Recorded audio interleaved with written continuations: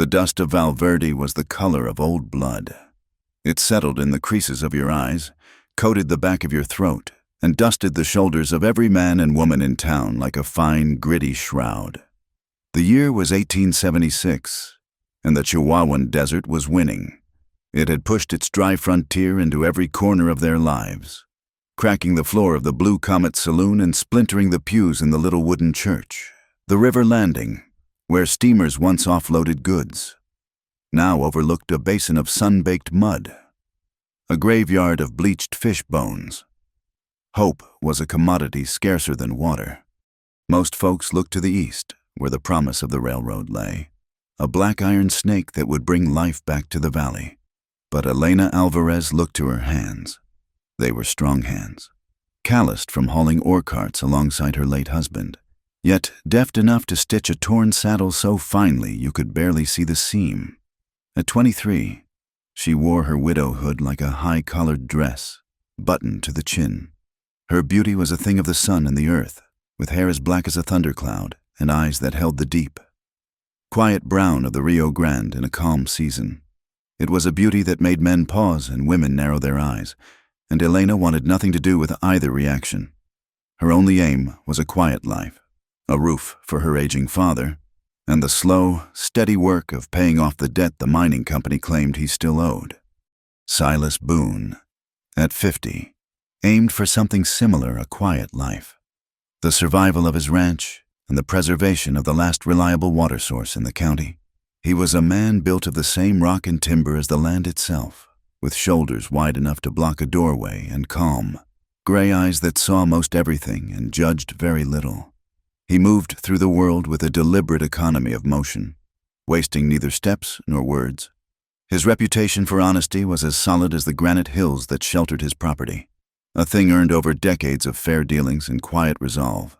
He had buried a wife and son years ago, and the solitude had settled into him, not as a sadness, but as a part of his landscape, like the mesas that stood watch over his cattle. They were both at the market fair. That day the world tilted. The fair was a strained affair, a performance of normalcy against the backdrop of the punishing drought. Farmers displayed withered vegetables, and ranchers bargained over thin cattle. Elena had a small stall where she sold mended leather goods and took in repair work. She was demonstrating the strength of a strap she had just fixed on a feed bag when the first cry of fire went up. It was not a questioning shout, but a scream of pure animal panic. The grain warehouse, the town's entire winter supply, was burning. A column of greasy black smoke clawed at the pale, merciless sky. The volunteer fire bell began its frantic, useless clang. Men ran with buckets, a gesture of pure futility, throwing precious handfuls of water from the public well at a beast of flame that drank it and roared for more. The fire was not just burning grain, it was burning the town's last thread of security. Amid the chaos, the search for a cause began, born of rage and fear. It needed a face, a simple reason for a complex disaster. The two men who were supposed to be guarding the warehouse, their faces smudged with soot and shame, provided one of them, a lanky youth named Jimmy, pointed a trembling finger. "She was here," he stammered, his voice cracking. "The Alvarez widow, asking questions, smiling at us. We just turned our heads for a minute." It was all the kindling that was needed. The spark was fanned by Lydia Harrow. She was the wife of the head merchant, a woman whose influence was built on a foundation of piety and a sharp tongue. She saw Elena's quiet independence, not as strength but as a challenge to the town's established order, an order in which Lydia held a comfortable, powerful place. Her own beauty had faded into a sharp, bird-like watchfulness, and she resented the effortless way Elena drew the eye. "She distracts them," Lydia declared, her voice rising to cut through the din. "A woman like that, with no husband to guide her, she brings a restlessness.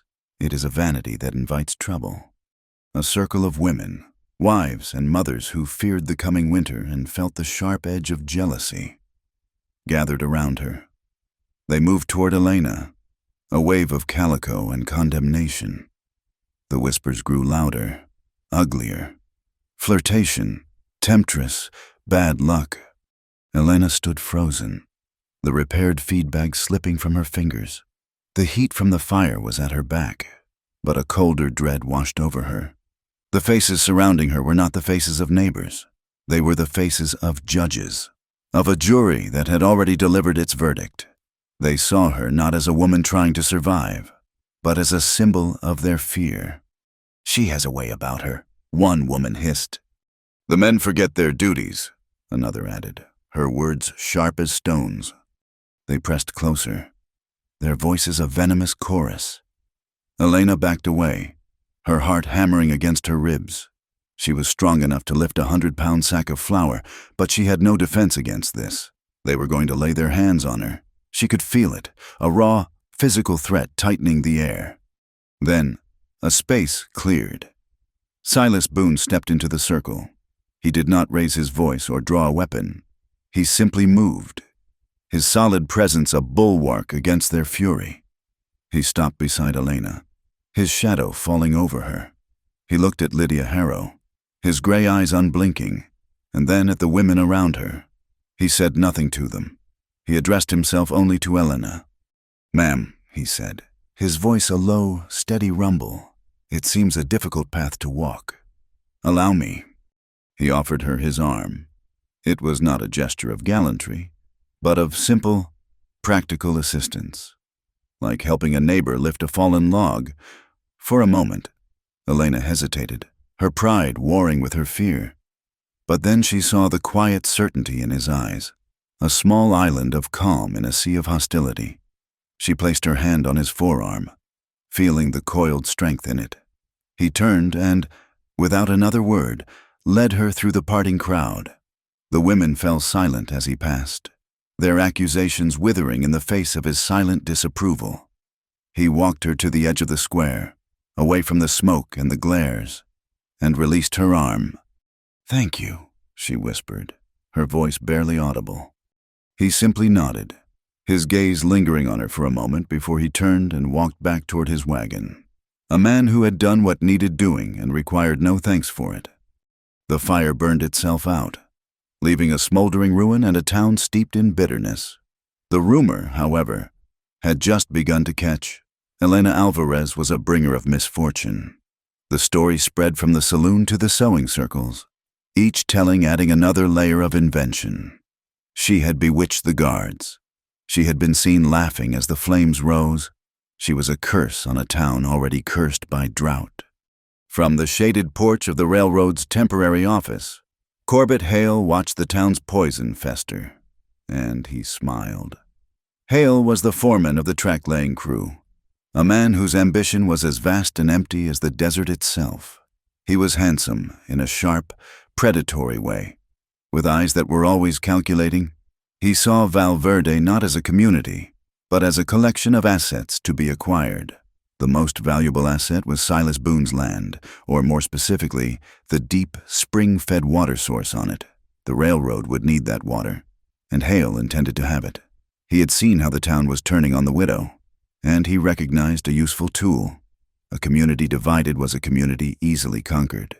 If he could drive a wedge between the people, using the Alvarez woman as the hammer, Silas Boone would be isolated, and an isolated man was a vulnerable man. The days that followed were hard for Elena. Doors that had once been open were now closed to her. Women pulled their children away as she passed in the street. The storekeeper, who had always been friendly, now served her with a clipped, grudging silence. She felt like a ghost in her own town, visible only as an object of scorn. She kept her head high, focusing on her work, her hands a constant, reassuring anchor in a world that had come unmoored. Late one afternoon, she was walking the path that led out of town toward her father's small adobe house, a bundle of mended harnesses slung over her shoulder. The sky had been a strange, bruised purple all day, the air thick and heavy with the promise of a change that never seemed to come. She walked along the edge of the arroyo, the dry creek bed that snaked through the landscape like a long, pale scar. 3 men stepped out from behind a cluster of mesquite trees. Blocking her path, she recognized them as local hands, men who spent more time in the Blue Comet than in any field. They had the lazy, cruel look of men who found sport in the suffering of others. "Well now," the leader said, a man with a stained grin, "look what we have here, the town's little witch." Elena's heart leaped into her throat. She clutched the harnesses to her chest. "Let me pass," she said, her voice steadier than she felt.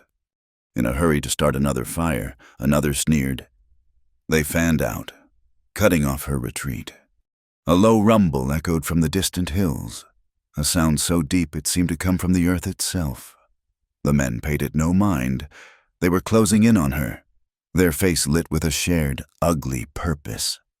Elena backed away, her heel catching on a loose rock at the arroyo's edge. She cried out, a sharp, involuntary sound of fear. The rumble grew to a roar. Suddenly, Silas Boone was there, riding his big roan horse along the opposite bank. He must have been checking his fences. He must have heard her cry. His face was a thunderhead of controlled fury. But before he could even dismount, the sky opened. It was not rain. It was a deluge, a solid sheet of water that had been gathering for weeks in the mountains, the dry arroyo. A moment before a trench of dust and rock became a churning, muddy torrent. A wall of water, brown and angry, filled with debris, exploded down the channel. The men on the path scrambled back, cursing in shock. The flood was on her in an instant, sucking the ground from beneath her feet. The cold, powerful current grabbed her skirts, pulling her down. Silas did not hesitate. He spurred his horse into the maelstrom, leaning down from the saddle, his arm outstretched, his hand closed around her wrist, his grip like iron. With a strength that seemed impossible, he hauled her from the water's grasp, pulling her up and across his saddle just as the crest of the flood tore past, sweeping away the mesquite trees where the men had been standing. He got her to the safety of the high bank, soaked and shivering, the roar of the flash flood echoing in the sudden, stunning silence that followed the storm's passage. He had saved her again, this man of few words, pulling her from a fire and then a flood, two disasters that now bound them in a way neither could have foreseen. The exhaustion hit Alalina not as a slow tide but as a collapsing wall. One moment she was clinging to the saddle horn. The next, the world was a gray, swimming blur. She had a vague sense of being carried, of the solid warmth of Silas Boone's chest against her back, and the smell of wet wool and damp earth. The next clear thought came in a low, ceilinged room, where the only light was the gentle flicker of an oil lamp. She was lying on a narrow cot, wrapped in a thick, dry blanket that smelled of cedar. A fire crackled softly in a small stone hearth, and for the first time in hours, she was not cold. The Boone ranch house was like the man himself, stripped to its essentials. The furniture was handmade, sturdy, and without ornament. The wooden floors were swept clean, and the few pans hanging by the hearth were scrubbed to a dull shine. It was a place of deep, abiding quiet, a silence that felt older than the house itself. A man sat in a chair by the fire, his back to her. He was not Silas. He was older, his frame thin and wiry, his long gray hair tied back with a simple leather thong. He seemed to be grinding something in a stone bowl. Silas entered the room, his boots making a soft sound on the wood floor. He carried a tin cup of steaming liquid. "Hostine Key," Silas said, his voice low. "She is awake." The old man turned. His face was a map of deep lines, his eyes dark and knowing. He was Navajo, and he looked at Elena not with pity, but with a calm, assessing gaze. He took the cup from Silas and brought it to her. "Drink," he said. His voice was raspy, like dry leaves skittering across rock. "It will quiet the chill in your bones." The tea was bitter and earthy, but a profound warmth spread through her limbs as she drank it. Hostine Key watched her, then nodded, satisfied. He spoke to Silas in his own tongue, a series of soft, guttural sounds. Silas replied in the same language, his fluency a quiet surprise. The old man then took a dark, fragrant paste from his bowl and, with gentle, impersonal fingers, began to spread it on the scrapes and bruises on her arms. The touch was medicinal, his focus absolute. There was no judgment in this room, only the practical work of mending what was broken. Elena closed her eyes, giving herself over to the care of these two quiet men, and slept. Life on the Boone Ranch was governed by the sun and the scarcity of water. Every drop was precious, hauled from the spring in wooden buckets and rationed with care. A bucket for the kitchen, 2 for the small vegetable patch, the rest for the livestock. It was a life of discipline and order. Silas rose before dawn, and his movements were a steady rhythm of chores, checking the cattle, mending fences, clearing brush. He spoke little, but his actions were a language of their own. Elena, once her strength returned, could not bear to be idle. She felt the weight of her presence in his house as a debt, and the only way she knew to pay a debt was with work. She started small, taking over the cooking. The fare was simple, mostly beans and cornbread, but she found a small tin of spices in a cupboard and began to make the meals more palatable. Silas ate what she put before him without comment, but she noticed he cleaned his plate every night. She found his leather-working tools in a shed, neatly oiled and stored. The saddles were worn, the stitching on his bridle frayed. Her hands, so accustomed to the work, took to it with a familiar comfort. She sat in the sliver of shade by the barn, the scent of leather and wax in the air, her needle moving with a swift, sure grace. Each completed repair was a small piece of her self-respect, stitched back into place. One morning, she found a newborn calf, abandoned by its mother, shivering and weak. She carried it back to the barn, wrapped it in an old blanket, and patiently coaxed it to drink milk from her fingers. Silas came upon her as she murmured softly to the small animal. He watched her for a long moment, his expression unreadable. "It is the runt of the litter," he said, his voice neutral. "The mother will not take it back." "Then I will be its mother," Elena replied, not looking up. He left without another word, but returned later with a bucket of fresh, warm milk. They did not speak of it, but from then on, the care of the calf became a shared, unspoken chore. This quiet, fragile peace, however, did not extend beyond the boundaries of the ranch. In Val Verde, Lydia Harrow was cultivating a different kind of crop. She formed what she called the Ladies' Morality Committee, a group of women who met for tea and sharpened their tongues on Elena's reputation. "It is a disgrace," Lydia announced to her rapt audience one afternoon. "A young widow, unchaperoned, living in the home of a bachelor. What are we to think? And him, Silas Boone, setting such an example. He encourages her wantonness."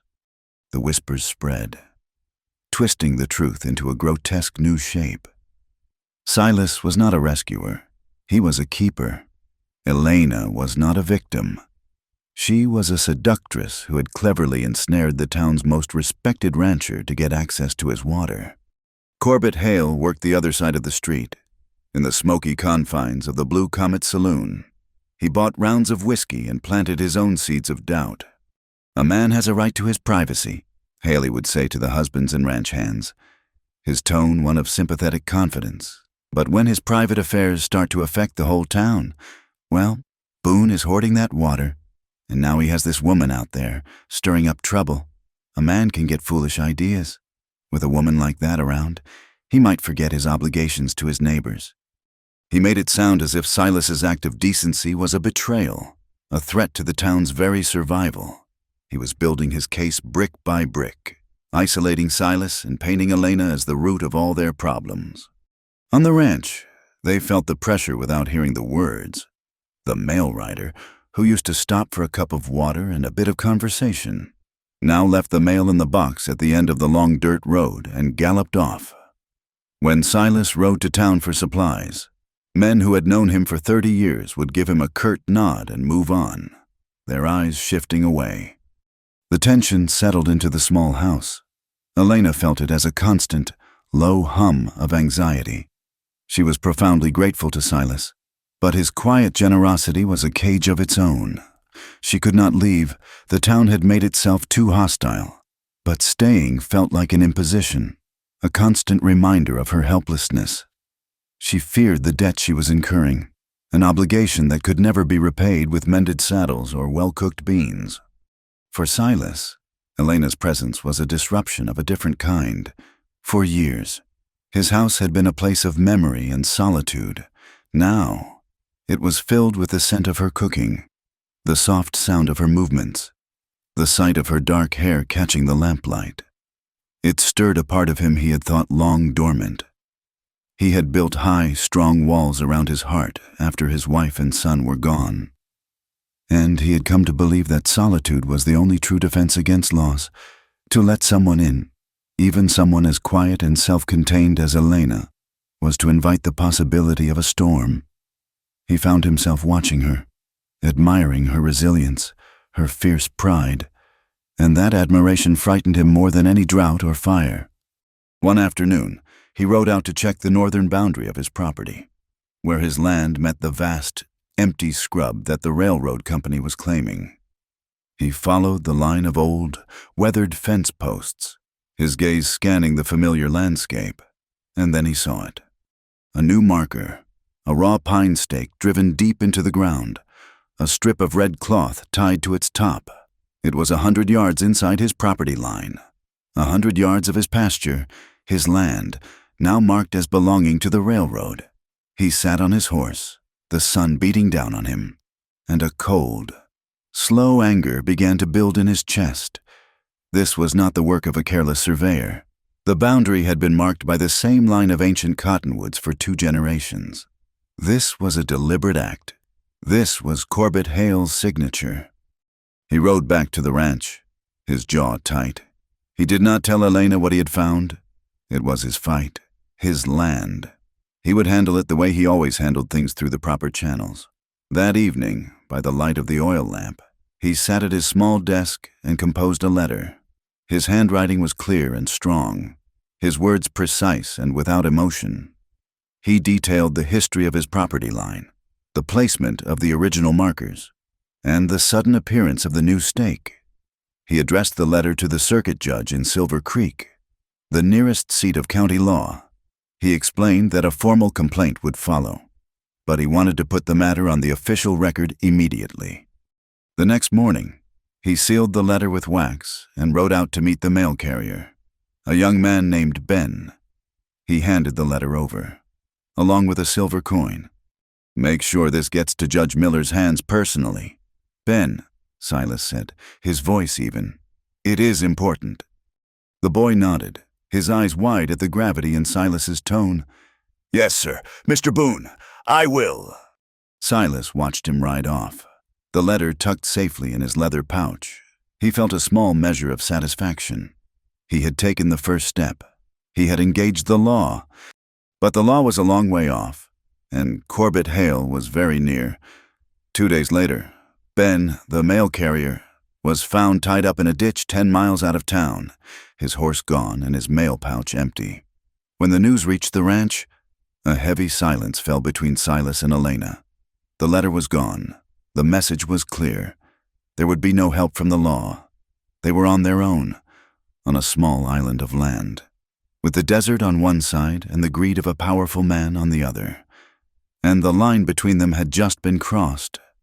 The stolen letter was a declaration of war, fought not with bullets, but with silence. The isolation Silas had chosen for himself was now a prison for them both, and the town of Valverde was its warden. Elena felt the shift first. She had to travel to town to deliver a set of reins she had promised a farmer before the fire. She walked the dusty main street with her head held high, the finished leatherwork coiled in her hands, a testament to her skill and her intention to honor her word. Her first stop was the public well. The sun was already high and hot, and the walk had been long. A half-dozen women, Lydia Harrow among them, were gathered there, their buckets full. As Elena approached, their conversation died. They turned as one, their face the collective mask of disapproval. Elena ignored them, reaching for the rope to lower the bucket. A hand, thin and adorned with a plain gold band, shot out and covered hers on the rope. It was Lydia. "This well is for the decent folk of Valverde," she said, her voice low and cold. "Not for those who bring trouble and shame." Elena looked from Lydia's hard eyes to the faces of the other women. She saw no sympathy there, only a grim satisfaction. They were a flock, and Lydia was their leader. To defy her was to be pecked to pieces, without a word. Elena drew her hand back, her thirst suddenly a burning coal in her throat. She turned and walked away, the women's silent judgment a physical weight on her shoulders. Her resolve wavered, but she continued to the church. She sought not absolution, but a moment of quiet in the house of God, a place that was supposed to be a sanctuary for all. She found Father Mallory sweeping the worn wooden steps. He was a small, anxious man, whose faith seemed to be a constant struggle against his fear of the world. He looked up and saw her, and a flicker of panic crossed his face. "Good morning, Father," Elena said, her voice even. "Mrs. Alvarez?" he stammered, his knuckles white on the broom handle. He would not meet her eyes. It is perhaps not a good time. The ladies of the Altar Society are meeting. They are concerned. Concerned about what? Father, my soul." There was a sharp edge to her voice she could not hide. About propriety, about the peace of the community. He finally looked at her, his expression pleading, "I am only a humble servant. My child, I cannot go against the will of my congregation." He was barring her from her own church. The door that was meant to be open to the weary and the burdened was now closed to her. The sting of it was sharper than the thirst, deeper than the humiliation at the well. She had delivered the reins, her business in town finished, and returned to the ranch with a parched throat and a bruised spirit. She did not have to tell Silas what had happened. He saw it in the way she carried herself, in the tight set of her jaw. A few days later, Corbett Hale rode out to the ranch. He did not come alone. Two hard-faced men, strangers with guns holstered low on their hips, flanked him. They stopped at the fence, just beyond the gate. Silas met them there, his posture relaxed, but his eyes watchful. "Boone," Hale said, his smile not reaching his eyes. "A beautiful morning." Silas said nothing, just waited. "I have come to make you a friendly offer," Hale continued, leaning on his saddle horn. "A simple business proposition. The railroad is prepared to purchase the rights to your water source. We will pay a fair price, more than fair, considering the circumstances." "The water is not for sale," Silas said. His voice was flat, final. Hale's smile tightened. "Think carefully. Boone, a man in your position, with certain complications." He glanced meaningfully toward the house, where Elena was a visible silhouette in the doorway. "It might be wise to avoid any further trouble. A town under this much strain can get unpredictable. It would be a shame if anything were to happen to your property, or your guest." The threat, wrapped in the language of concern, hung in the dry air. The two men with Hale shifted, their hands resting near their pistols. "This is my land," Silas said, his voice dropping to a low growl. "And that is my gate. I suggest you get on the other side of it." For a long moment, the two men stared at each other across the fence line. Then Hale laughed, a short, ugly sound. "Have it your way, old man." He wheeled his horse around and rode off, his men falling in behind him. They did not ride far. For the rest of the day, and for the days that followed, strange riders were seen patrolling the edges of the Boone property. A constant, silent presence, a pack of wolves circling a campfire. As if the human pressures were not enough, nature itself seemed to conspire against them. The sky, which had been a relentless, empty blue, turned a sickly yellow. A wind rose from the south, not a cooling breeze, but a hot, suffocating blast that carried the desert with it. The dust storm lasted for 2 days. It was a physical assault, a fine, choking powder that infiltrated every crack in the house. It coated their food, turned the water in the buckets to mud, and filled the air with a taste of grit. Outside, The world was obscured by a swirling brown haze. When the wind finally died, the land was changed. A new layer of red dust covered everything. The cattle were distressed, their breathing ragged. The calves, especially the small runt Elena had been caring for, began to cough, a dry, rasping sound that tore at her heart. The spring, their lifeline, was running slower, choked with silt. That evening, Hostine Key appeared, a silent figure walking out of the dusty twilight. He looked at the cattle, listened to their breathing, and examined the spring. He and Silas spoke for a long time in the Navajo tongue. Later, Hostine took Elena and Silas to a spot a quarter-mile from the house, a shallow depression full of withered creosote bushes. "Here," the old man said, pointing with a gnarled finger. "Water sleeps beneath the ground, deep, but it is there. It remembers the old river." There was no sign of it, but they trusted him. The next morning they began to dig. It was brutal, back-breaking work under a sun that gave heat but no comfort. They dug with shovels and a pickaxe, their movements falling into a steady rhythm. The ground was hard as baked brick. They worked all day, speaking little, the silence broken only by the ring of steel on stone and their own labored breathing. In that shared struggle, something shifted between them. When they stopped to rest, they would pass a ladle of their rationed water back and forth, each ensuring the other drank first. He saw the unyielding strength in her, the refusal to be broken. She saw the deep well of his own quiet endurance. It was a conversation spoken in shared silence, a bond forged not in words, but in sweat and the common goal of survival. They were two solitary people, fighting for a small patch of ground, and in that fight, they were no longer entirely alone. After 3 days of digging, the dirt at the bottom of the trench grew dark and cool. A few hours later, a small, muddy puddle appeared. By the next morning, clear, clean water was seeping steadily from the earth. Their spring was a trickle, but this new source was a promise. They had brought water from stone. The small victory gave Elena an idea, a desperate flicker of hope, proof. If Hale had moved the boundary marker, there must be a record of the original survey, and that record would be in the land office in town. She knew the risk, but the alternative, a slow siege where they would eventually be starved out or driven off, was no alternative at all. She waited until Silas rode out to check on the herd, then saddled a horse and rode to Valverde, avoiding the main road. She tied her horse behind the blacksmith shop and slipped into town. Keeping to the alleyways, the town clerk, a nervous man named Abernathy with ink stains on his cuffs, was alone in the office. Elena invented a story about needing a copy of the deed to her father's small plot of land. Abernathy, flustered by the unexpected appearance of the town's notorious woman, was clumsy.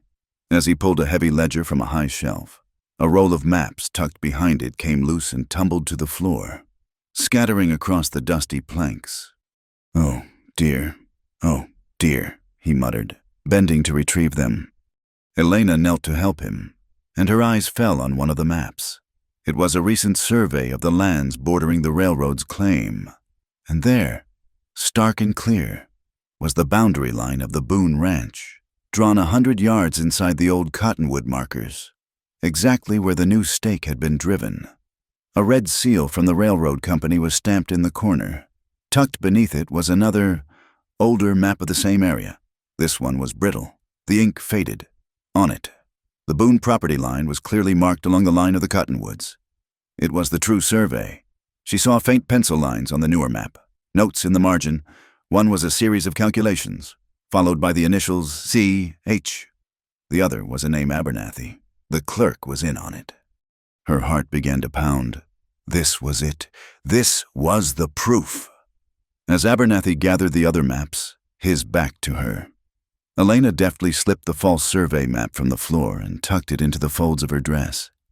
She made her apologies, saying she would return another time, and fled the office, her mind racing. She was halfway down the alley when a voice cut through the air. "There she is," Lydia Harrow stepped out from the mouth of the alley, blocking her way.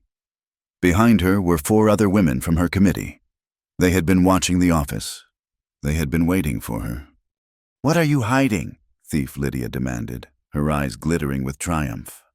2 of the women grabbed Elena's arms, their fingers digging into her flesh. Elena struggled, but they were strong. The map fell from her dress, unrolling in the dust. Lydia snatched it up. "Spying for that man of yours trying to steal from the railroad, from the town's future." They did not care what the map meant. They only saw what they wanted to see Elena, caught in an act they could twist into a crime. They began to drag her out of the alley and into the main square, their voices rising, calling for others to witness the capture. "We will make an example of her," Lydia cried, her face flushed with righteous fury. "We will cut the vanity right out of her hair, bring the shears." They forced Elena to her knees in the center of the dusty square. A crowd was gathering, their faces a mixture of curiosity and malice. One of the women produced a pair of heavy sheep shears. This was their justice, swift and brutal and public. Elena closed her eyes, bracing for the cold steel. A shadow fell over her. The crowd grew quiet. She opened her eyes and saw Silas Boone. He had walked into the center of the circle, his face grim, his gray eyes blazing with a cold fire she had never seen before. He did not look at the women. He looked only at her, kneeling in the dirt. Then he moved, placing his own body between her and Lydia's mob. He stood over her, a silent, immovable guardian. Lydia held up the shears. "Stand aside. Silas, this is women's business. She is a blight on this town." "No," Silas said, his voice quiet but carrying across the square with absolute authority. He turned to face them, his gaze sweeping over the crowd. "You will have to come through me." The silence in the square was as brittle as sun-baked earth. Lydia Harrow stood frozen, the sheep shears in her hand suddenly looking obscene and foolish. The women behind her, who had been a single, determined mob moments before, now shuffled their feet and looked away, the fire of their collective fury doused by the cold, quiet presence of Silas Boone. He had not shouted, had not drawn a weapon, yet he had taken complete command of the space. He bent down, his movements deliberate, and picked up the unrolled map from the dust at Elena's feet. He held it up for the crowd to see. "This is what frightens you?" he asked, his voice calm but carrying the weight of stone. "A piece of paper. This map shows a crime, but not one committed by her." He looked directly at the town clerk, Abernathy, who seemed to shrink inside his starched collar. "It shows a theft of land, my land, and when a man's land is stolen, so is a piece of his future, and yours." A murmur went through the crowd. They understood land. They understood theft. The narrative Lydia had so carefully woven was beginning to unravel. "Nonsense," a smooth voice cut through the air. Corbett Hale strode into the square, looking unruffled and confident. The town sheriff, a portly man named Gable, whose main talent was avoiding trouble, trotted nervously at his side. "This is a simple misunderstanding, being twisted by a desperate man and a manipulative woman." Hale smiled, a politician's smile that held no warmth. "Mr. Boone has a sentimental attachment to a boundary line that no longer exists. Progress requires adjustments. The railroad has a legal claim." "This map is a forgery," Silas stated, his voice unwavering. He held it out, and the clerk's name is on it. Hale laughed. It was a performance for the crowd, a display of effortless superiority. An old map, a new map. Clerical errors. It is a matter for the courts, not for a public spectacle. He pulled a folded document from his coat pocket. It was crisp and official, adorned with a bright blue seal. "What is not an error, however, is this: a temporary order of seizure, signed by the territorial magistrate. The land in dispute is now under the railroad's jurisdiction, pending a final survey. Sheriff, you will enforce it." Sheriff Gable cleared his throat, looking miserable. "Silas, it has the official seal, My hands are tied." It was a masterful stroke. The law, which should have been Silas's shield, had been turned into Hale's sword. The forged map was now irrelevant, a piece of paper rendered meaningless by another, more powerful piece of paper. The fight had been moved from the open square to a courtroom that might as well have been on the moon. The townspeople, who had been wavering, now had their reason to retreat. This was official business, too complicated and dangerous for ordinary folk. Silas looked from Hale's triumphant face to the sheriff's apologetic shrug, and he knew he had lost. For now. He helped Elena to her feet, his touch on her elbow both a support and a signal. They would not be shamed further. He met Hale's gaze one last time, a silent promise of a reckoning to come, and then he led Elena through the dispersing crowd, back to the horses, back to the temporary safety of the ranch. That night, a heavy quiet filled the small house. Elena tended to the scrapes on her arms, the anger inside her a hard, cold knot. She had tried to fight, to find proof, and had only made things worse, bringing down the law itself on Silas's head. "I am sorry," she said, her voice small. "I should not have gone." Silas was cleaning his rifle, his large hands methodical and sure. "You did what you thought was right," he said, not looking up. "Hale would have found another way. This is his game. We just have to learn the rules faster than he can make them up." He finished with the rifle and stood, looking out the dark window toward the barn. "They will not stop with paper," he said, his voice grim. He showed his hand today. He will not want me alive to play mine. His words were prophetic. The attack came hours later, long after the moon had set. Elena was woken by a sound she had come to dread, the panicked, high-pitched screaming of a horse in terror. Then came the smell, thick and acrid, of burning hay and pine. She threw on a dress and ran outside. The barn was ablaze. Flames licked up the dry timber walls, orange tongues tasting the dark sky. A hellish light cast dancing, monstrous shadows across the yard, through the open barn doors. She could see the terrified eyes of the horses, trapped in their stalls. Silas was already there, a bucket in hand, a futile gesture against the inferno. He saw her and shouted, his voice hoarse, "The horses! We have to get them out!" Fear was a cold hand on her heart, but the sight of the trapped animals was a spur. She grabbed a wet cloth from a water barrel, tied it over her face, and ran toward the roaring mouth of the barn. The heat was a physical blow, sucking the air from her lungs. Smoke billowed out, thick and choking. Inside, it was a nightmare of fire and shadow. A heavy beam, glowing with embers, crashed to the floor, sending a shower of sparks into the air. She worked by instinct, her mind numb with terror. She unlatched the first stall, slapping the horse's rump, screaming at it to run. It bolted, wild-eyed, into the night. She moved to the next, her eyes streaming, her lungs burning. Silas was behind her, working the other side, his face a grim mask of determination. They had gotten 3 of the horses out when a section of the hayloft gave way.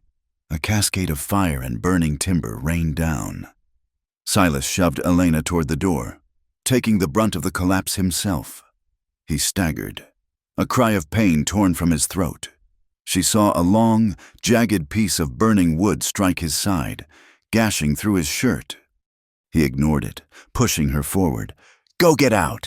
They stumbled out into the yard together, gasping for air, just as the main roof of the barn collapsed inward with a deafening roar, sending a column of flame and smoke toward the stars. The horses were safe, scattered and terrified, but alive. The barn, and everything in it, was gone. Silas leaned against the fence, his breathing ragged. In the firelight, Elena saw the dark stain spreading across his shirt. She rushed to his side, pulling the torn fabric away. A deep, ugly gash ran along his ribs, bleeding freely. The days that followed were a blur of grim reality. Silas's wound was deep. Elena cleaned and bandaged it as best she could, using the knowledge Hostine Key had taught her. The fire had taken not just their barn, but their winter hay, their tools, their saddles. They were more isolated than ever. The town's reaction was a study in cowardice. A few neighbors rode out, their faces long with sympathy. They offered condolences, but no help. They spoke of the danger, of the lawlessness, but they looked over their shoulders as they spoke. The husbands, the men Silas had known and worked alongside for years, now found reasons to be busy elsewhere. They were afraid. The fire was a message, and it had been delivered to them all: stay away from Silas Boone. Lydia Harrow, however, was not afraid. She was emboldened. The public confrontation had been a temporary setback, but the fire had restored her narrative. This was the chaos that followed the Alvarez woman. She saw Silas's injury not as a tragedy, but as a weakness to be exploited. Her power had been challenged. Now she would reassert it with a vengeance. She gathered her committee, her voice low and conspiratorial, her plans taking on a sharper, more desperate edge. For Elena, the last thread of hope in the community snapped when she sought out Father Mallory again. She did not go to the church. She found him in the small garden behind it, tending to his withered tomato plants. "Father," she said, her voice devoid of pleading, "there was an attack. Arson. Silas was hurt. These men were masked. But people in town must know who they are. You have a voice. You must speak out against this." The priest stopped his work, but he did not turn to face her.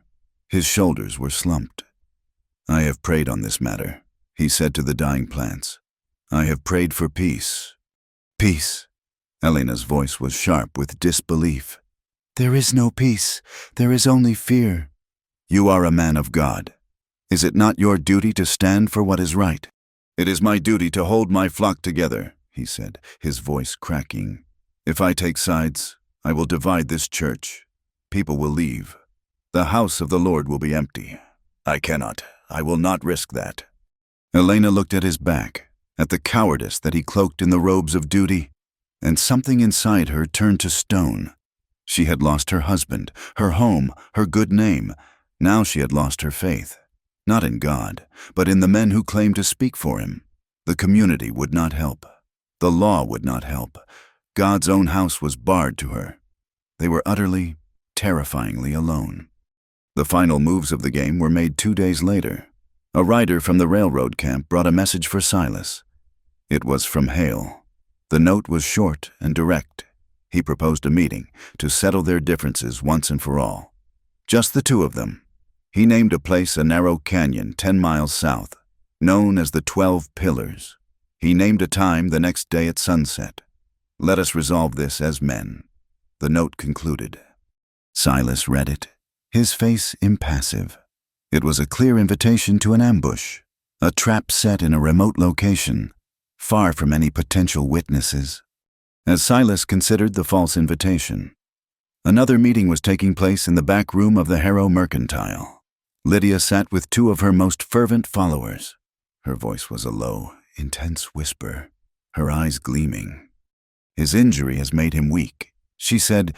"Hale's pressure is working, but Boone is stubborn. He will not give up his water as long as he has a reason to stay. We must remove that reason." Her plan was simple and cruel. While the men were occupied, they would act. They would go to the ranch. They would take the woman, with Elena as a hostage. Silas Boone would have no choice.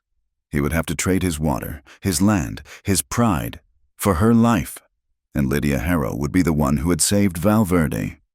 The night pressed in on the small house, a suffocating blanket of darkness and heat. A fever had taken hold of Silas. It burned in his skin and put a glassy sheen on his gray eyes. His wound, angry and red along his ribs, was the source. He had pushed himself too hard, his body paying the price for the fire and the constant vigilance. Yet he sat fully dressed at the small kitchen table, Hale's letter laid out before him, his jaw set with a stubbornness that was older and deeper than any fever. Elena watched him from the hearth, a cloth soaked in cool water in her hands. She had tried to argue with him, to tell him he was in no condition to ride anywhere, let alone into a canyon to meet a man who wanted him dead. It was like reasoning with a mountain. "I am going," he said, his voice a low rasp. It was the third time he had said it. He did not need to say it again. She sighed, the sound lost in the chirp of the crickets outside. If he was going, then he would not go broken. She brought the cloth and gently wiped his brow, feeling the fierce heat radiating from him. "At least let me change the dressing," she said, her tone leaving no room for argument. He gave a slow, reluctant nod. He stood and pulled his torn shirt off, his movement stiff with pain. The bandage she had wrapped around his torso was soaked through. She carefully unwound it, her touch as light as she could make it. The gash was a raw, red line against his skin. She cleaned it with water boiled with herbs. Hostine Key had left for them, her motions practical and efficient. But inside, a quiet fear trembled. He was so strong, so immovable, yet here was his weakness, laid bare by fire and malice. As she worked, she noticed how he held himself, his shoulders hunched to favor his injured side. He would not be able to ride far like that, let alone fight if he had to. An idea took shape, born of her practical skill with leather and her desperate need to protect him. "Wait here," she said. She went to the shed, the only outbuilding the fire had spared, and returned with a wide piece of thick saddle leather, shears, and an awl. By the flickering lamplight, she cut and shaped the leather, punching a series of small holes along the edges. It was a makeshift back brace, designed to offer support and force him to sit upright, to keep the pressure off the wound. "Turn around," she commanded softly. He obeyed without question, trusting her hands. She placed the leather brace against his back, wrapping the long ends around his torso, to hold it in place, to pull it tight enough to be of any use. She needed something strong to lace it with. A leather thong would be too thick, too rough against his feverish skin. Her eyes fell on the laces of her own dress, and then she thought of something stronger, designed for just this kind of pressure. Turning her back to him for a moment of privacy, she loosened her dress and unhooked the front of her corset. She drew the long, sturdy lace from it and returned to him, her thin chemise doing little to hide the sudden chill she felt. "This will have to do," she said, her voice a little breathless. She began to thread the lace through the holes she had made in the leather brace, her fingers brushing against his hot skin. The simple, clinical task suddenly felt charged with an intimacy that made the small room feel even smaller. She could feel the heat of his body, smell the clean scent of the soap she used, and hear the slow, labored sound of his breathing. She finished lacing the brace and moved behind him to pull it tight. "This will hurt," she warned. "Do it," he rasped. She braced one foot against the leg of his chair for leverage and pulled on the two ends of the corset lace. The leather creaked. He grunted, a low sound of pain, but did not move. She needed it tighter, just a little more, to give him the support he would need. She wrapped the laces around her hands, leaned back, and pulled with all her strength. There was a sharp, sudden snap. The lace, old and stressed beyond its limit, broke. The abrupt release of tension sent her stumbling forward. She cried out, a small gasp of surprise, her balance gone. Instinctively, Silas twisted and his hands shot up, catching her by the shoulders to keep her from falling against him. The room fell silent. There was only the sound of the lamp hissing and their two uneven breaths.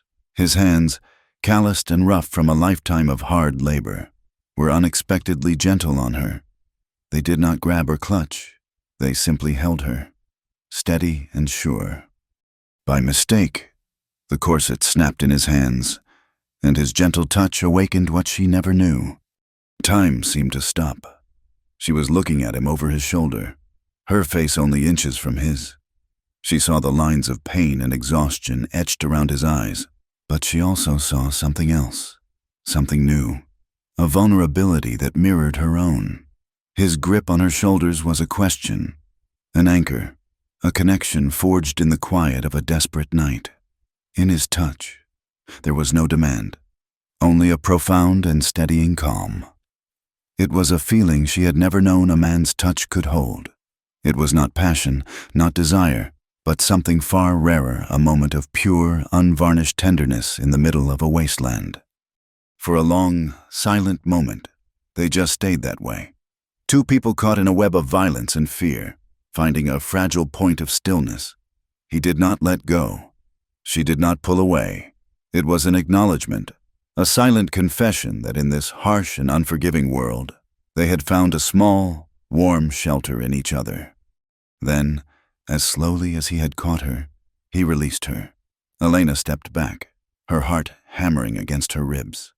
A flush of heat spread across her skin that had nothing to do with the warmth of the room.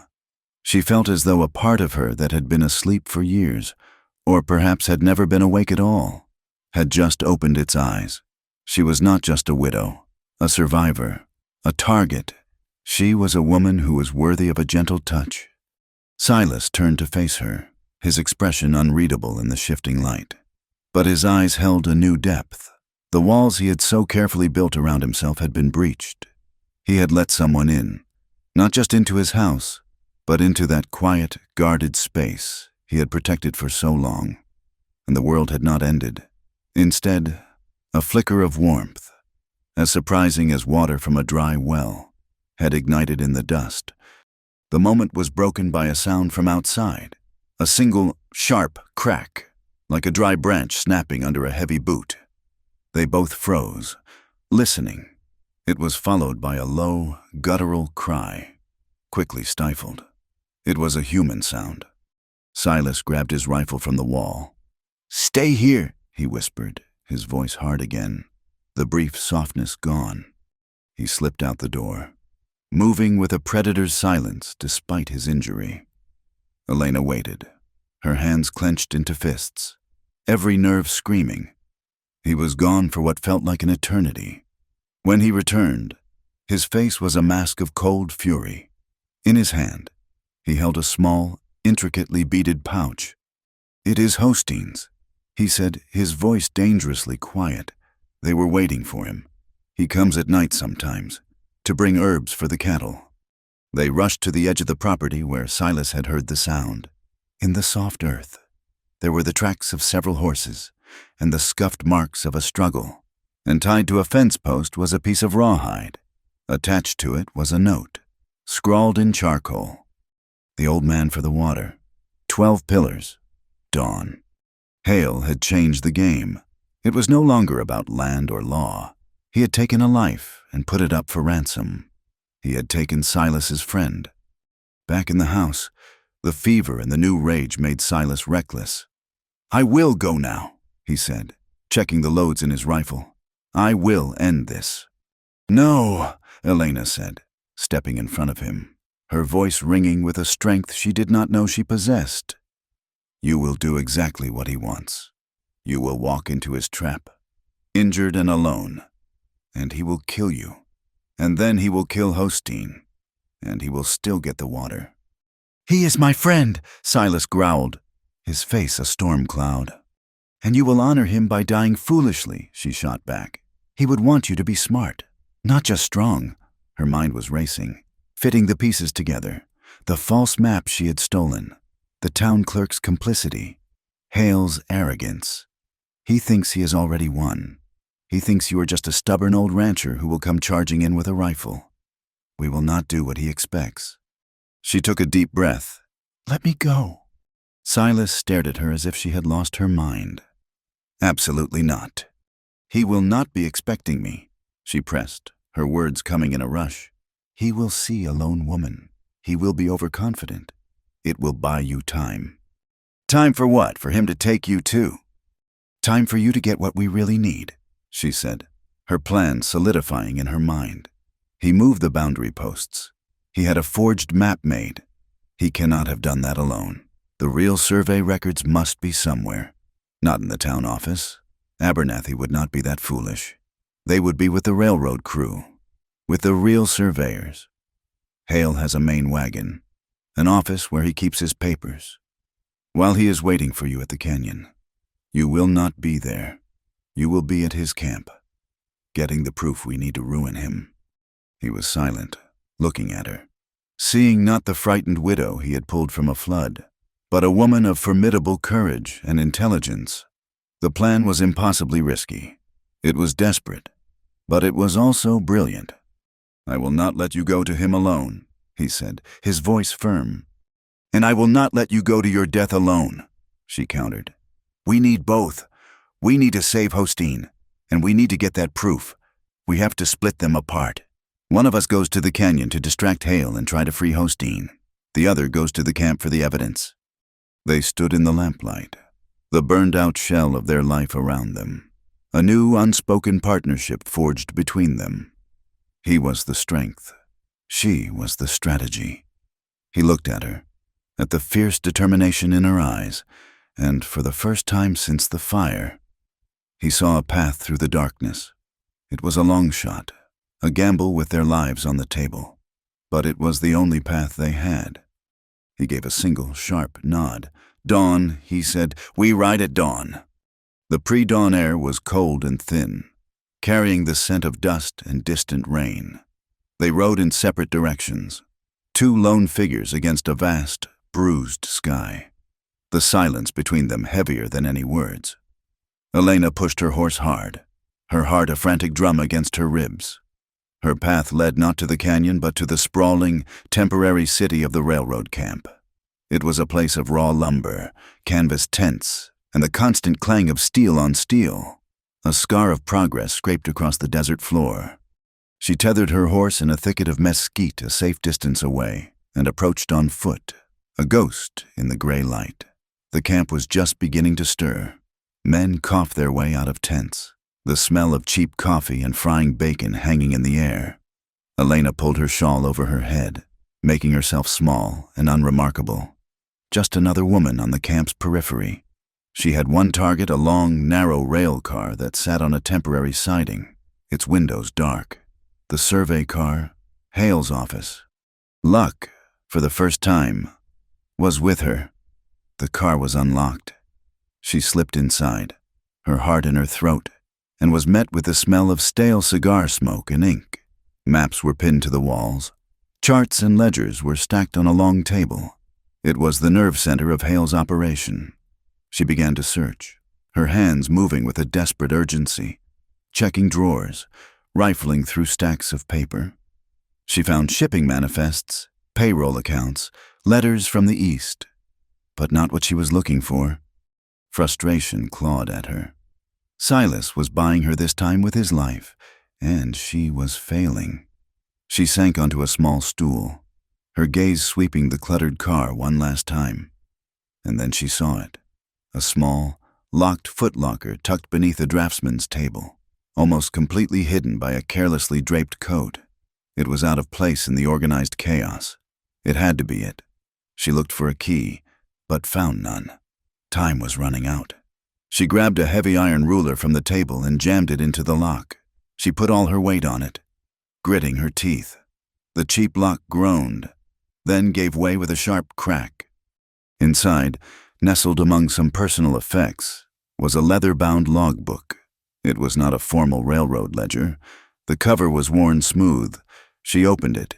The entries were in a neat, compact hand, full of precise measurements and coordinates, but mixed in with the numbers were notes, observations, fragments of a man's conscience.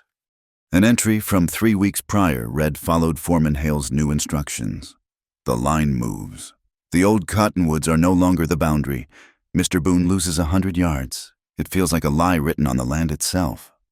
Another, a week later, Hale gave me a bonus. Gold coin. Told me to forget the old map. He laughed. The coin feels heavy as a stone in my pocket. Patrick O'Connell. You did not come to this country to be a thief. The final entry, just a few days ago, was barely legible. The ink smudged as if by a tear. They burned his barn. God forgive me. The book is in the locker. If anything happens, maybe the truth will find its way out. She had it. The surveyor's private log. The real record. The truth, written in the hand of a man tormented by his part in the crime. Elena clutched the book to her chest, a sob of relief and terror catching in her throat. She slipped out of the car, back into the growing light of dawn, and ran for her horse. The 12 Pillars Canyon was a slit in the earth, a place of shadows and strange rock formations that looked like silent, watching giants. Silas was there, positioned on a high ledge, his rifle resting in the crook of his arm. He watched Hale and his 2 men ride in, their prisoner held between them. Hosteen Key sat on his horse with a quiet dignity, his face impassive, showing no fear. They stopped in the center of the canyon floor. Hale looked up, scanning the rimrock. "Boone," he shouted, his voice echoing off the stone walls. "I know you are here. Come down and let us talk." Silas appeared, not from below, but from behind a pillar on the same level as Hale's men, 100 feet away. He had circled around them. The geometry of the trap had shifted. "I am here, Hale," Silas said, his voice calm. "Let Hosteen go." Hale smiled, his confidence unshaken. "All in good time. First, the water. Sign the deed, and your friend lives." He held up a piece of paper. "You burned my barn. You tried to turn the town against an innocent woman. You stole my land, and you think I will sign anything for you." Hale's smile widened. He was enjoying this. He gestured around the canyon. "Look around you. Boone, you are alone. The town has abandoned you. The law is on my side. You have nothing left to fight with. But I am a reasonable man. I will give you this one last chance to salvage something." He paused, his voice dripping with condescension. "I have to admit, using the widow was a stroke of genius. It took so little to turn that pious flock of hens against her. Lydia Harrow, especially. A little flattery, a few whispers about her influence. And she became my most devoted soldier. She delivered the town's fear to me on a silver platter, all because she could not bear to see a prettier flower growing in her garden." He was confessing everything, his arrogance a poison he could not contain. He believed he held all the cards. From his vantage point, Silas saw a flicker of movement on the far ridge. A horse, moving fast. It was Elena. She was coming. He just had to keep Hale talking. "So you admit to using the townspeople, to setting the fire," Silas called out, his voice steady. "I admit to being smarter than all of you," Hale retorted. "I see what I want, and I take it. That is how the West is built." As he spoke, the sky, which had been clear, began to change. Dark, bruised clouds boiled up over the canyon rim with an unnatural speed. The light turned a strange, greenish gray. A sudden, cold wind whipped through the pillars. A low rumble, like distant cannon fire, echoed through the rocks. It was not thunder. Then came the sound, a sharp, drumming rattle that grew to a roar. Hail. It came without warning, a volley of ice stones the size of acorns, then the size of walnuts. The horses screamed and reared. Hale's men cursed, shielding their faces. The hail hammered the dry ground, bouncing and skittering, turning the canyon floor white. Then the rain began, a torrential, blinding downpour. The dry creek bed that ran through the canyon began to fill, the water brown and angry. In the chaos, Silas saw his chance. He fired his rifle, not at a man, but at the rock face just above Hale's head. Splintered stone rained down, and Hale's horse bolted. One of Hale's men, panicked by the storm and the gunshot, drew his pistol and fired wildly. The carefully staged confrontation had become a desperate, swirling melee. Silas scrambled down from his ledge, using the storm as cover, trying to get to Hosteen. Hale brought his horse under control, his face a mask of fury. He saw Silas and raised his own pistol. Suddenly, Elena was there, on the opposite side of the now raging creek. A crude rope bridge, strung up by surveyors, spanned the narrowest point. She was halfway across it, the logbook held high. "Silas," she screamed over the roar of the storm. He saw her, and he saw the book. Hope, fierce and bright, surged through him. Hale saw her too, his eyes widening in disbelief. He aimed his pistol at her. Elena did not hesitate. With a powerful throw, she hurled the logbook across the churning water. It sailed through the air, an impossible, desperate pass. Silas lunged, catching it just before it fell into the torrent. He had the proof. Elena pulled a knife from her belt and, without a second's pause, began to saw at the thick rope that anchored the bridge to her side of the canyon. Hale's men realized what she was doing and fired, but the hail and driving rain made their shots go wild. The rope snapped. The bridge fell away into the flood, leaving Elena and Hale's men on one side, and Silas and Hostine, who had managed to cut his own bonds in the confusion, on the other. They were cut off. Hale, enraged, his victory snatched away, turned his full attention to Elena. She was trapped on the ledge, her back to the cliff. He spurred his horse forward, raising his pistol for a clear shot at her back. No, a voice shrieked. Out from behind a pillar of rock stumbled Lydia Harrow. She had followed them, trailing at a safe distance, wanting to witness what she thought would be her triumph, the final humiliation of her rival. Her face was streaked with rain and tears, her fine dress splattered with mud. She had heard everything, every boast, every cruel admission from Hale's lips. She had heard how he had used her, played on her vanity, her jealousy. She lunged, not at Hale, but at his horse, grabbing the bridle. It was a small, almost useless gesture, but it was enough. The horse shied, throwing off Hale's aim. His shot went wide, the bullet screaming off the rock wall inches from Elena's head. The hesitation, that single, crucial moment, was all Silas needed. He raised his rifle and fired. The shot was perfect, hitting the pistol in Hale's hand, sending it spinning into the floodwaters. Hale screamed, clutching his shattered fingers. Silas and Hostine had Hale's remaining man covered. The fight was over. Across the impassable torrent, Lydia Harrow fell to her knees in the mud and hail. The truth had washed over her with the force of the flash flood. Her husband was a fool, his business propped up by loans from this monster. Her righteousness was a sham, her moral crusade a tool for a thief. All her hatred, all her certainty, had been a lie she had told herself. A lie fed to her by the very man who now stood disarmed and defeated. She looked across the water at Elena, who was standing tall and defiant against the rock, and for the first time, she did not see a rival. She saw a woman who had endured, who had fought, who had survived, and the weight of what she had done, of the malice she had so eagerly spread, crushed her. She bowed her head, and a single wretched sob was torn from her, lost in the roar of the storm. The storm broke as suddenly as it had begun. The hail stopped. The rain softened to a steady drizzle, and a pale, watery light began to filter into the canyon.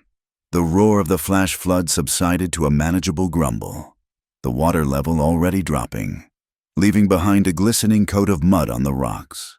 The world smelled clean and new, washed of its dust and deceit. The journey back to Valverde was a slow, grim procession. Once the water was low enough to cross, they bound Corbett Hale's hands and put him on a horse. He was silent, his face a mask of pain and disbelief, his shattered hand wrapped in a strip of cloth. His two men, their fight gone, were sullen and compliant. But the most profound silence came from Lydia Harrow.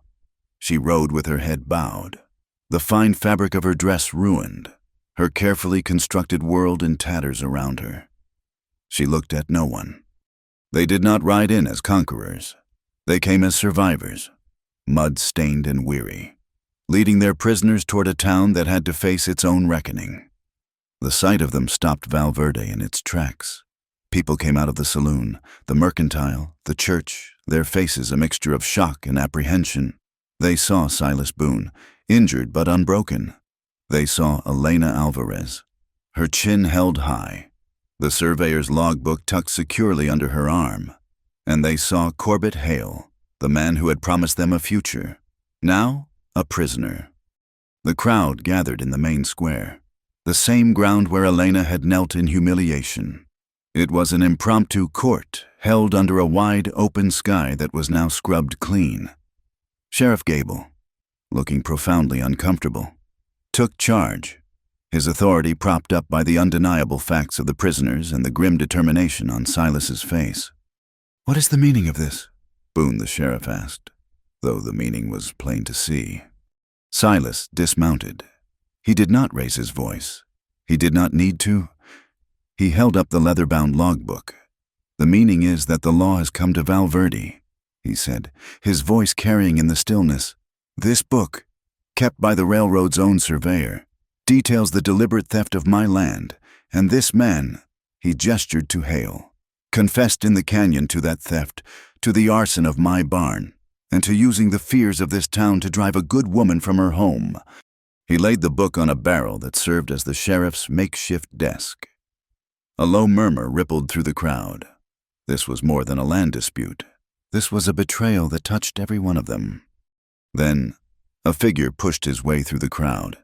It was Patrick O'Connell, the young Irish surveyor. His face was pale, his eyes haunted. He had heard the commotion and had come. His conscience a weight he could no longer carry alone. "It is true," he said, his voice trembling but clear. "The logbook is mine. Foreman Hale forced me to falsify the survey maps. He paid me, but the money—" It felt like poison. He looked at Elena, his expression full of shame. "What they did to you, ma'am, and the fire, I could not live with it.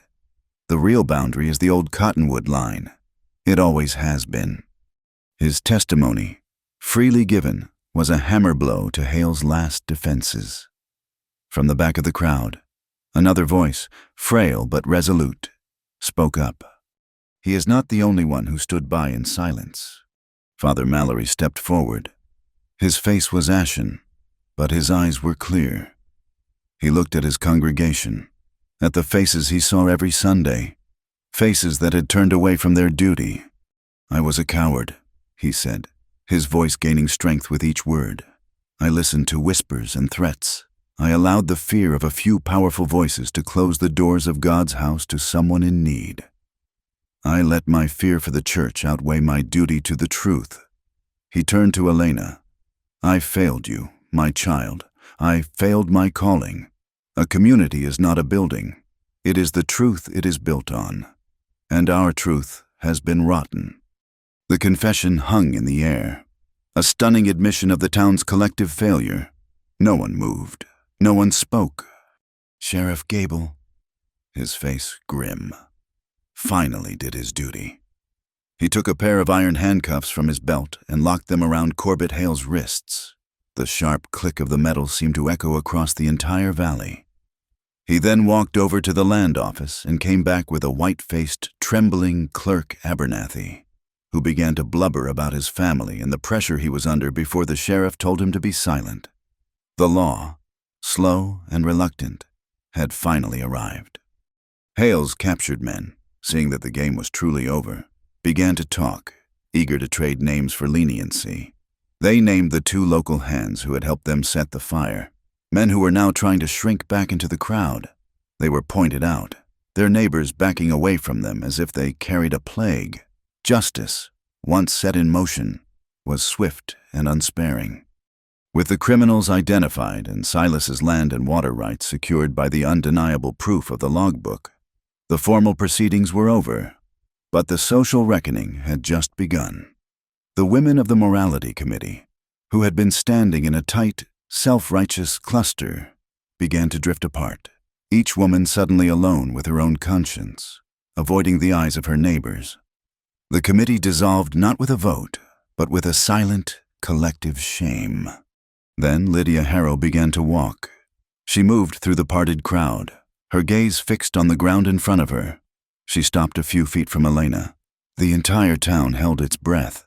Lydia was stripped of her power, her influence, her pride. All she had left was the truth of what she had done. She raised her head slowly. Her eyes were red-rimmed. Her face was a ruin of her former self. When she spoke, her voice was not the sharp, commanding tone the town was used to. It was a hoarse, broken whisper. "I was wrong," she said. The two words were a monumental effort, forced from a place of shattered pride. "My envy. He used it. I am sorry." She could not say more. A choked sob cut her off.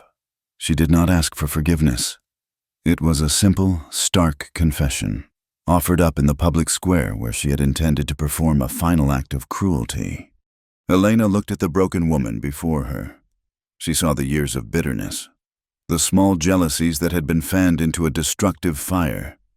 She felt no triumph, no desire for revenge.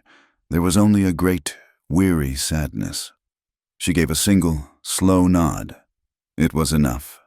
It was an acceptance of the apology, an end to the war between them. The moment passed. The town began to breathe again.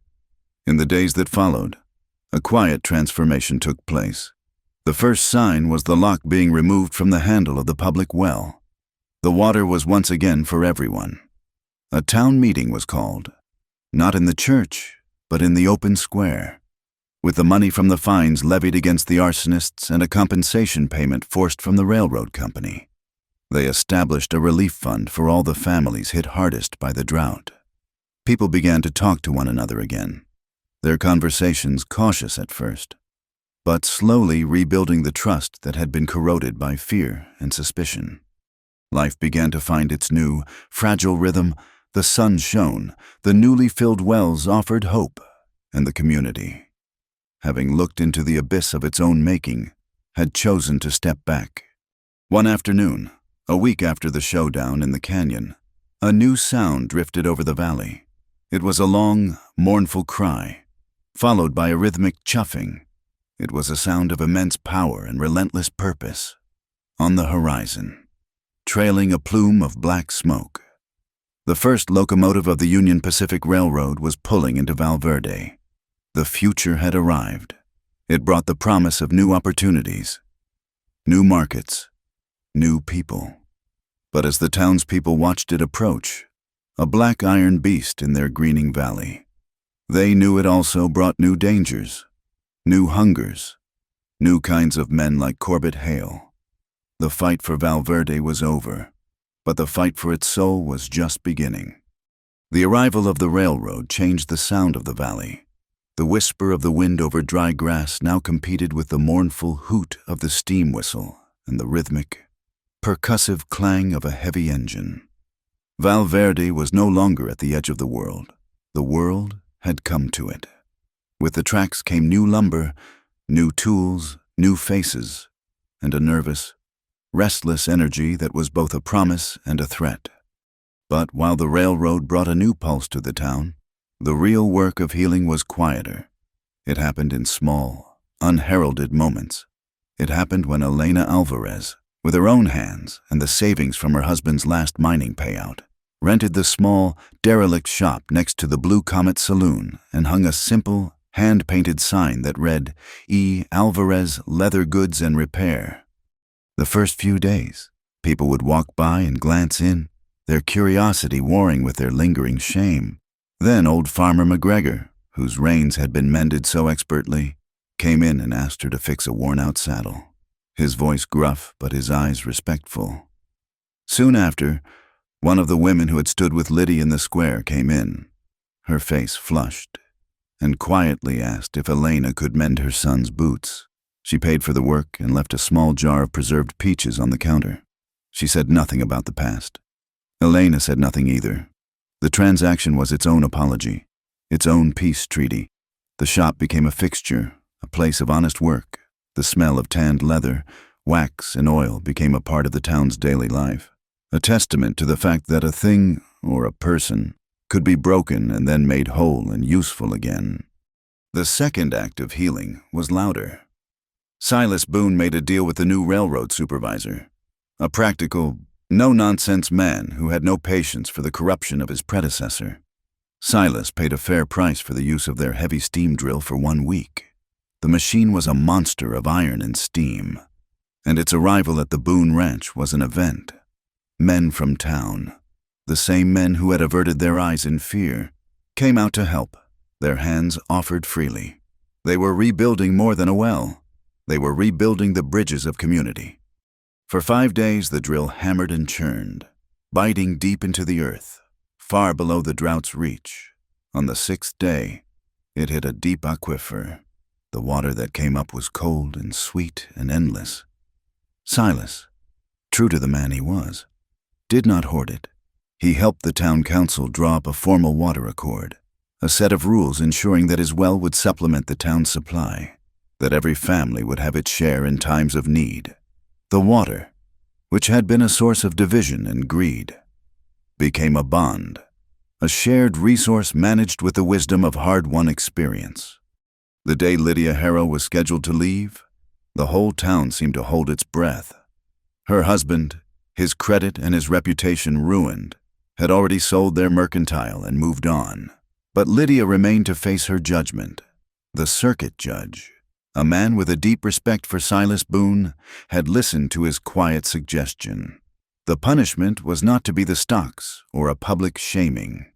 Lydia was sentenced to 6 months of service at a sanatorium in the next county, a place for people with lung ailments. It was a sentence of labor and care, not of retribution. Elena was in her shop when the wagon that would take Lydia came by. She saw Lydia climb aboard, her movements stiff, her face pale and unadorned. For a moment, their eyes met across the dusty street. There was no animosity left, only the vast, empty space where a great and terrible fire had been. Elena gave a slight, almost imperceptible nod. Lydia, her expression unreadable, turned her face toward the long road ahead. The wagon pulled away, carrying a woman who was beginning a different kind of journey, one that might lead to a different kind of healing. The first rains of the season came not in a violent torrent, but as a soft, steady drizzle that seemed to wash the last of the bitterness from the air. It was a quiet afternoon. Elena was at the ranch house, sitting by the fire, a small sewing kit in her lap. She was carefully, meticulously stitching the 2 halves of her broken corset lace back together. She was not mending it for use, but as a keepsake, a reminder that sometimes a thing has to break for the light to get in. A small, secret smile touched her lips as she worked. Silas came in from the rain, shaking the water from his hat. He moved with a new ease, his wound now a faded pink scar on his side. He stood by the hearth, watching her nimble fingers. The house was no longer just his shelter. It had become a home, filled with the quiet rhythm of her presence. The silence between them was no longer one of solitude, but of deep, comfortable companionship. He had watched her rebuild her life, not with bitterness, but with a quiet, fierce grace. He had seen the town welcome her back, her place earned not by forgiveness, but by undeniable character. He had thought that letting someone into his life again would only bring the risk of more loss. He had been wrong.